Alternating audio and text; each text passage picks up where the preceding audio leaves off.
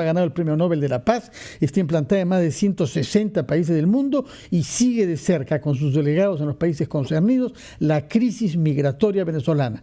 Primera pregunta, ¿existe verdaderamente una crisis migratoria y no, como dice el presidente venezolano, es una maniobra para desacreditar al régimen chavista? Yo sé que ustedes son solamente prudentes sobre política, pero lo que quiero oír es si podemos hablar de una verdadera crisis migratoria, la más grave en la historia de América Latina. Muy buenos días, Fernando. Mira, nosotros lo que queremos señalar es que lo que es una grave crisis es la situación de derechos humanos que hay en Venezuela. Eso, efectivamente, desde Amnistía Internacional hemos señalado que es una grave crisis y que la gente que está huyendo, porque lo que está huyendo del país, está huyendo de situaciones que hemos estado reportando de detenciones arbitrarias, situaciones de ejecuciones extrajudiciales, situaciones de seguridad muy graves, situaciones en las que están pasando hambre, que no tienen acceso a alimentación, que no tienen acceso a las más básicas situaciones sanitarias. Entonces, la gente está huyendo de una grave crisis de derechos humanos que está habiendo ahora mismo en Venezuela. Y eso es lo que les hace salir. Y lo que está viendo, sí, efectivamente, estamos hablando de un número alto de personas, estamos hablando de más de 2 millones de personas, que representa el 7% de la población venezolana. Y lo que esperamos de la región es que tengan esos niveles de acogida y unos niveles también de... nosotros lo vemos también como la oportunidad ahora mismo con la declaración de Quito. Creemos que ha sido una oportunidad perdida, pero hoy estamos viendo a ver qué es lo que ocurre en la OEA, en el que realmente como región se tenga una respuesta adecuada para todas estas personas que están huyendo de esta... Lo que se ha reconocido es que es una crisis y en efecto es una crisis de magnitud, además, para la que no estaba preparada la región, ¿no? Es decir, de manera natural, los países, una vez empezaron a salir los venezolanos huyendo de la situación de drama y de derechos humanos violentados en Venezuela, se les recibía, y luego recién cuando empiezan a surgir algunos inconvenientes para procesar el tamaño de esa migración, es que nos reunimos, por ejemplo en Quito, Ecuador, para ver cómo procesamos la llegada de esa cantidad enorme de venezolanos. Pero usted lo ha dicho, la situación, el origen de esta crisis está en Venezuela. ¿Qué más se puede hacer desde la comunidad internacional? Porque no se puede intervenir militarmente como denuncia Nicolás Maduro, frente a un gobierno que, por ejemplo, y a pesar de que no hay ni alimentos ni medicinas para nadie, le dice, eso sí, para los que tengan el carnet de mi partido, para ellos sí hay algo.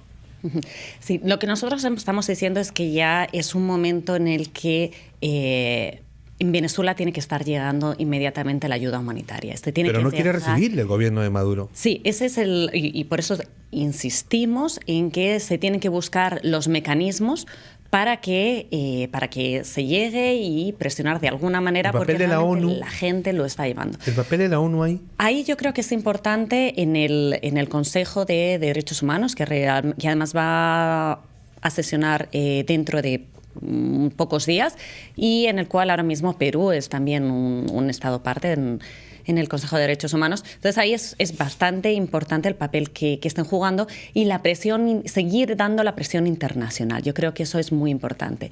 Y con respecto a lo que puede hacer la región, porque creo que sí que es importante, esta respuesta es una región en la que desde los años 80 no está recibiendo tanta migración. Entonces, sí está siendo muy rápido, un número alto, pero es un número que es bien, o sea, que podría ser pues absorbible por lo que es la región si se hiciera de una manera coordinada y se hiciera además con todos los derechos. O sea, por ejemplo, estamos recibiendo en Perú a muchas personas que están solicitando la situación de refugiados.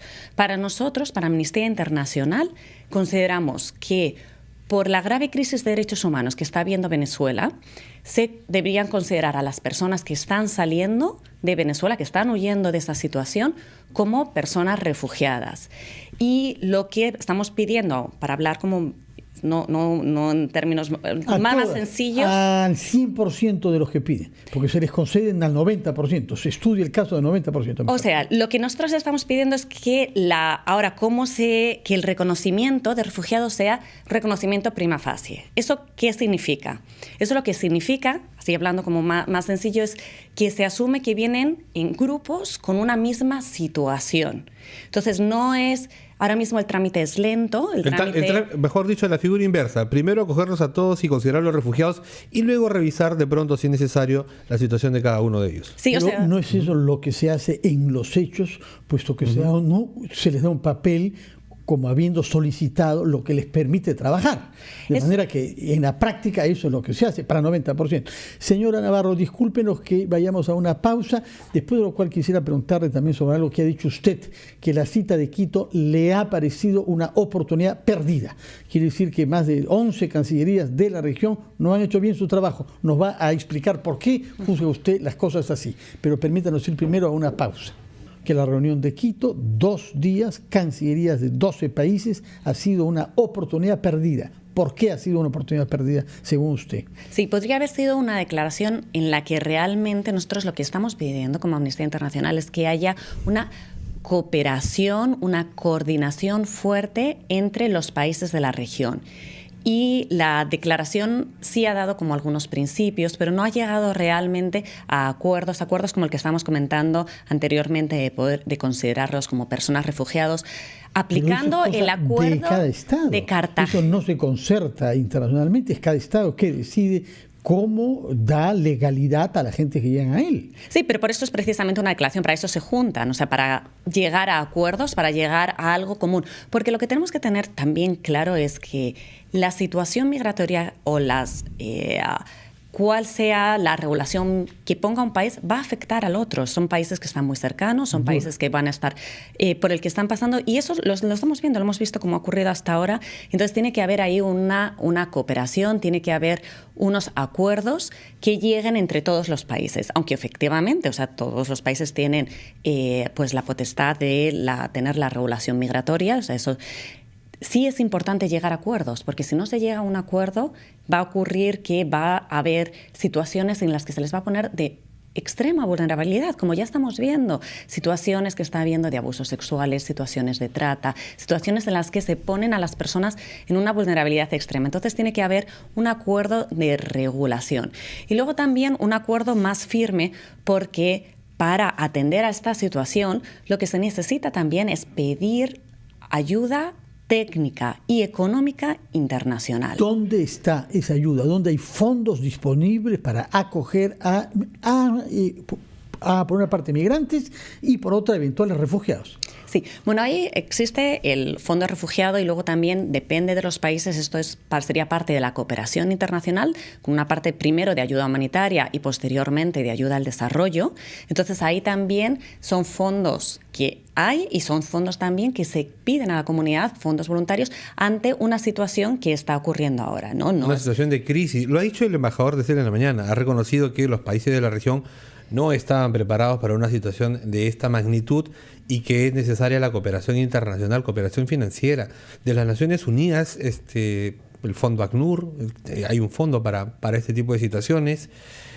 Me parece que hay un pronunciamiento también de algunos países de la Unión Europea respecto a esta crisis y el apoyo que podrían dar. Pero es necesario, es la solución de una parte del problema, es la situación de los que salen huyendo de Venezuela. Pero le aliviamos la situación al señor Maduro, que sigue diciendo lo que le da la gana y sigue haciendo con su pueblo lo que le da la gana dentro de Venezuela. Son dos situaciones que hay que realmente resolver. O sea, por un lado, creemos que la comunidad internacional tiene que ser más firme y ser mucho más dura con la situación que está habiendo en Venezuela. O sea, unas declaraciones fuertes creo que es importante. Y por otro lado, cuando hablamos de esto, lo que estábamos hablando de la cooperación, quería continuar una idea que creo que es importante también el apoyo a las comunidades de acogida, ¿no? Porque un apoyo socioeconómico a las comunidades de acogida para que realmente... ¿A qué llama exactamente usted comunidades de acogida? Por ejemplo, en Perú, si las personas van a estar llegando a... Pues no sé, ahora mismo están llegando a Lima o están llegando a otros lugares. Acá no lo distribuimos. Acá vienen y digamos, si llegan a Lima, ellos escogen los lugares donde van. Pero por ejemplo, en Brasil, en Colombia, en Chile, ¿no? Lo distribuyen. ¿Tienen ustedes alguna crítica o en todo caso, cómo evalúan la situación de Brasil y de Chile, particularmente con esta migración venezolana, ¿no? Se les exige visa, por ejemplo, en Chile. En Brasil se planteó la militarización de la frontera. Sí. Mira, con respecto a lo que son todas estas barreras que se ponen a personas que están huyendo de una situación tan grave, nosotros lo evaluamos siempre pues negativamente, porque se tiene que facilitar y se tienen que dar también las facilidades para que puedan empezar tengan una segunda oportunidad, puedan empezar una vida. Entonces, más bien lo que se pediría es que los países de acogida, y ahí es donde se necesita también el apoyo, vean un poco qué hay. Veíamos, por ejemplo, y lo veíamos en algunas de las entrevistas, lo hemos estado viendo, personal médico, ¿no?, que está llegando. Y acá en Perú, en algunos lugares y regiones de Perú, hace falta personal médico, ¿no? ¿Cómo se hace ese apoyo para que realmente la migración que está llegando sea algo que sea positivo para el Perú también, que sea y para algo ellos, porque van a desempeñarse en las áreas para las que se han preparado. Pero hay un elemento que diferencia la migración venezolana, esta crisis, de, por ejemplo, la clásica migración africana hacia el continente europeo. Generalmente allá, cuando se huye, se quieren establecer y quedarse definitivamente en Europa.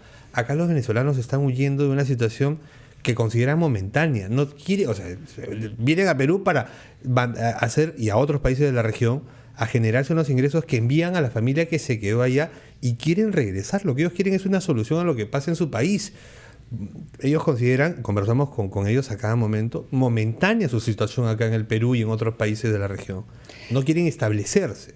Sí, muchas de las entrevistas, ahora tenemos un equipo justo en la frontera, en Tumbes, y nos lo están diciendo, ¿no? O sea, son situaciones muy impactantes, ¿no? Nos comentan las compañeras allá, de personas que lo dejan todo, de madres que salen con sus hijos bien chiquitos, que se tienen que ir haciendo como grupos a lo largo de todo, que eso es otras cosas que estamos pidiendo, que realmente todas estas transiciones, todo el paso, que son muchos días, jornadas muy largas, muchas veces caminando, porque no tienen los recursos para hacerlos, que se permitan y se apoye también en todo lo que es, porque normalmente van a buscarse ya en esta etapa, están buscando más la reconciliación familiar, vienen a buscar un familiar, a alguien que conocen, y ya lo que están llegando son muchas. Ahora en la frontera por eso vemos a muchas mujeres, muchas niñas, muchos niños. Señora, ahora la pregunta desagradable: ¿cómo hacemos para compatibilizar estos valores, derechos humanos a los que ustedes defienden, de la necesidad de los estados de protegerse? Porque sabemos que hay entre estas personas que vienen acá criminales, se han producido casos graves, como usted sabe, y hay el riesgo de que el gobierno venezolano esté infiltrando también gente, sobre todo servicios secretos cubanos. ¿Cómo hacemos para dar a los estados la posibilidad de defenderse de esas amenazas reales? Sí, los estados desde luego tienen que tener toda la potestad para poder hacerlo. Ahí es muy importante precisamente la cooperación internacional y el intercambio. La Interpol juega un rol clave, ¿no?, en estos espacios. Hay que controlar identidad en las fronteras.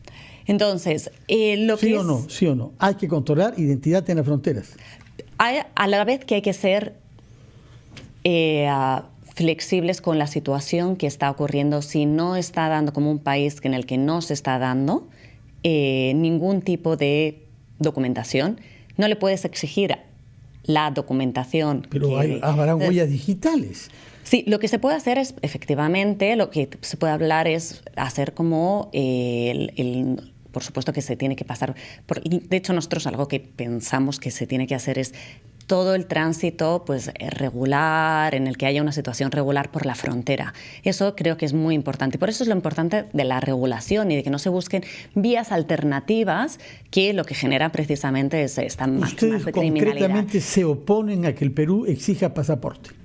Nosotros estamos solicitando que en esta situación el pasaporte no sea una barrera para la solicitud de refugio. Es lo que estamos solicitando a Perú y a todos los países de la región, no solo a Perú, claro, obviamente. Claro. Señora Navarro, hemos comprendido su punto de vista. Naturalmente, Amnistía Internacional vela por los derechos humanos y, en este caso, por los derechos humanos de las personas obligadas a huir de ese desastre humanitario que hay en Venezuela, pero vemos que también reconoce que los estados tienen que tomar en cuenta otros factores. Ojalá que se puedan compatibilizar de la mejor manera y que la reunión de la OEA no sea, como usted ha dicho sobre la de Quito, una oportunidad perdida. 8:58, hacemos una pausa, titulares de la hora, y continuamos con ampliación de noticias.